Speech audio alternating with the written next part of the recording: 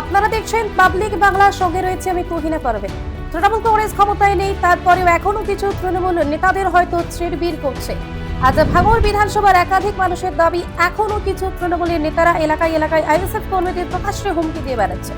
একটা সময় তৃণমূল কংগ্রেস ক্ষমতায় থাকা অবস্থায় এলাকার বহু মানুষের ক্ষয়ক্ষতি করেছে তৃণমূল নেতা কর্মীরা, কিন্তু এখনো কেন এলাকায় চলছে তৃণমূলের রাজ?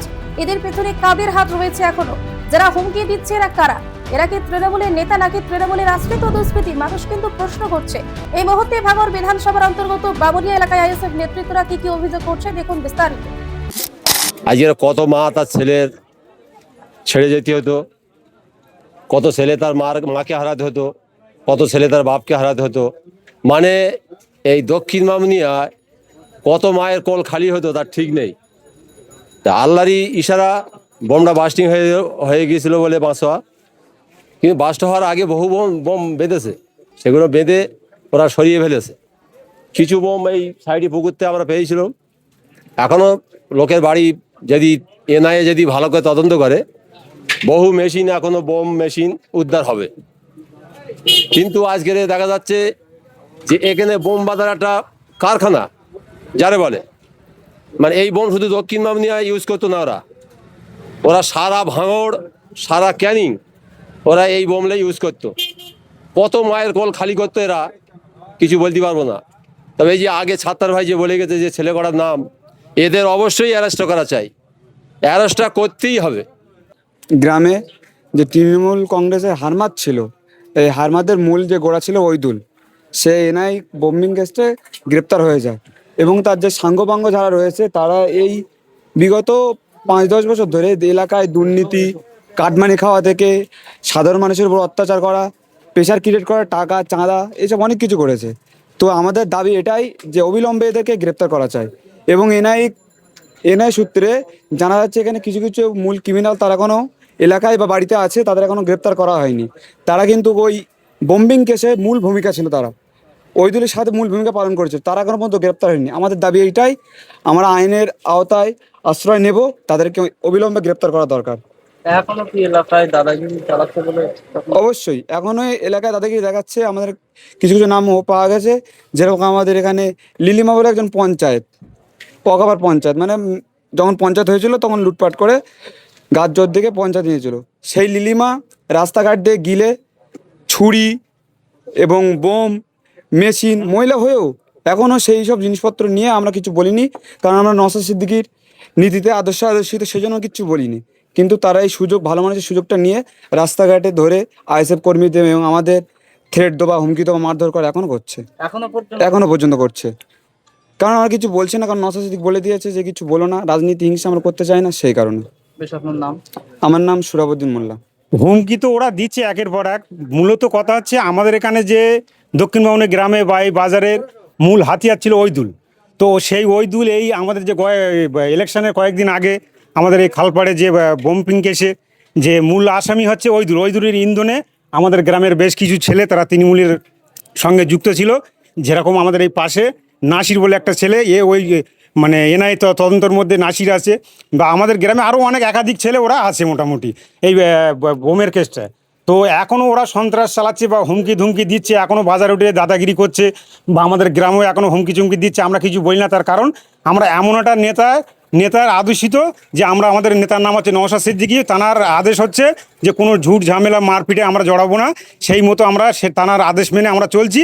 না হয়তো আমরা যদি মনে করি তো 10 মিনিটের মধ্যে ওদের পুরো টোটাল এলাকা ছাড়া করে দিতে পারে, কিন্তু আমরা করিনি। তার কারণ আমাদের নেতার নাম নওশাদ সিদ্দিকী। উনি একাধিকবার আমাদের বলেছে যে কোনো রকমের হটকারিতা করা যাবে না, বা ওদের সঙ্গে কোনো রকমের পায়ে পা লাগিয়ে ঝামেলা করা যাবে না, যার কারণে আমরা এখনো পর্যন্ত মুখ খুলছি না বা কিছু বলছি না।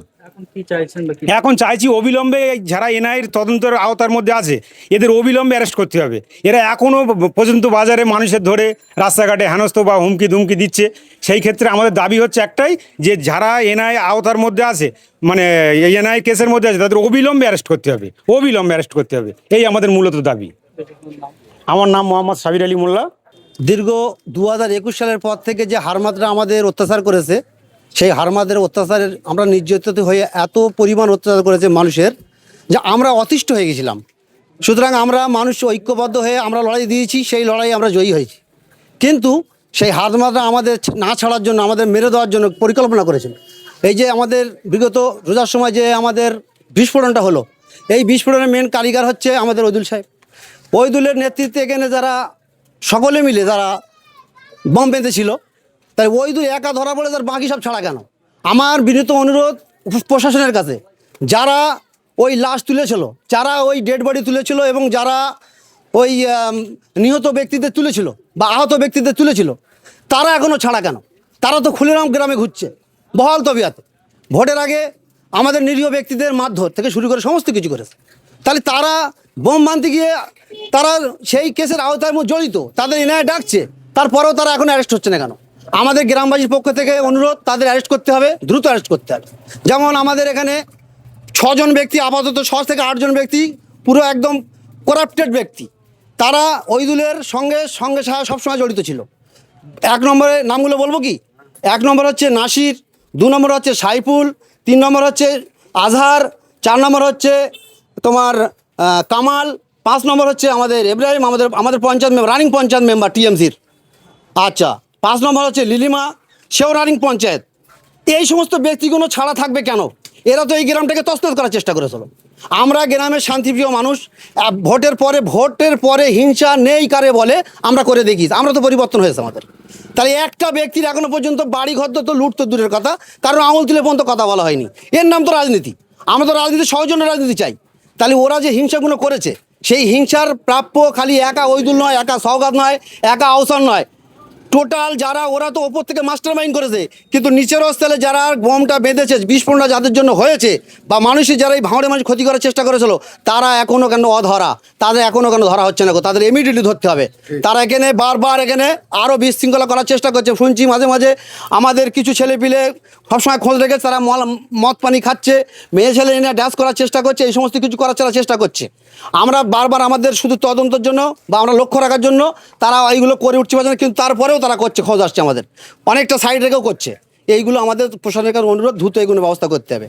আর যত দুর্নীতি হয়েছে আমাদের এখানে, যেমন কাটমানি থেকে শুরু করে দুর্নীতি, আমার পাড়া সমাধানের রাস্তা তৈরি হচ্ছে, ওখানে একটা 1 লক্ষর ওপর কাটমানি খেয়ে নিয়েছে তার থেকে, ওইদুলের নেতৃত্বে। দিদিকে বলো যেটা। আর 100 দিনের কাজ তো এখন বন্ধ পুরো, কাটমানি তো চা খাওয়ার আগে খেস, যদি সরকার রানিং রাখতো কেতনা টাকা খেত তার কোনো গ্যারান্টি ছিল না। এখন মূলত কথা হচ্ছে, যারা আমাদের থেকে নিরীহ মানুষের কাছ থেকে যারা কাটমানি খেয়ে রেখেছে, যে সমস্ত টাকা, কেউ 20,000, কেউ 30,000, কেউ 50,000, ভোট পরবর্তী হিংসার জন্য, বাঁচার জন্য মানুষ টাকা দিয়েছিল জরিমানা স্বরূপ, সেই জরিমানা স্বরূপ টাকা এই নীলিমা, ইব্রাহিম এলা নিয়ে রেখে দেশ। আমরা দ্রুত, আমরা গ্রামবাসী, আমরা পঞ্চায়েত গঠন হওয়ার পরেই আমরা লিস্ট করব, আমরা প্রশাসনের দরকারে দ্বারস্থ হব, কিন্তু আমরা নিরপেক্ষভাবে আমরা এই টাকাগুলো সমস্ত মানুষের যাতে ফেরত হয় সসম্মানে, সেই ব্যবস্থা করছি। আমরা কোনো বিশৃঙ্খলা চাই না, আমরা চাই শান্তি। আর শান্তি, এটা হচ্ছে আমাদের নওশাদ সিদ্দিকীর আদর্শ, আর আমরা সেই আদর্শ নিয়ে আমরা চলবো আগামী দিন। এখনো পর্যন্ত নাকি এলাকায় হুমকি দিচ্ছে? হুমকি মানে কি? প্রচণ্ড, মানে ওরা যদি একটু শক্তি পায়, যারা পরিমাণ অক্সিজেন যদি পেয়ে যায়, ওরা আমাদের যে কোনো ছেলে যখন তখন মেরে শুইয়ে দেবে, এরকম পরিমাণ, এরকম চলছে ওদের। এখনো পর্যন্ত ওরা হেরে যাওয়ার পরেও এখনো আমরা কিছু বলিনি ওদের, তাও আমাদের মানে কিছু ছেলের হুমকি দিচ্ছে যে তোদের জানে মেরে দেবো, করে দেবো, এসব করছে। কেন এসব করবে কেন? এখনো পর্যন্ত কিছুই তো নেই। আর হ্যাঁ, টোটাল টিএমসি দলটাই তো আর নেই, উঠে গেছে। নবান্ন পর্যন্ত মানে আর যাওয়ার কোনো পজিশন নেই। 80টা বিধায়ক নেই বলে আমরা দেখতেই পাচ্ছি না তাদের। অনলি 2টো বিরোধী বিধায়ক দেখতে পাচ্ছি, মোস্তাফিজুর রহমান আর নওশাদ সিদ্দিকী। আর কোনো বিধায়ক তো আমরা চোখে দেখতে পাচ্ছি না।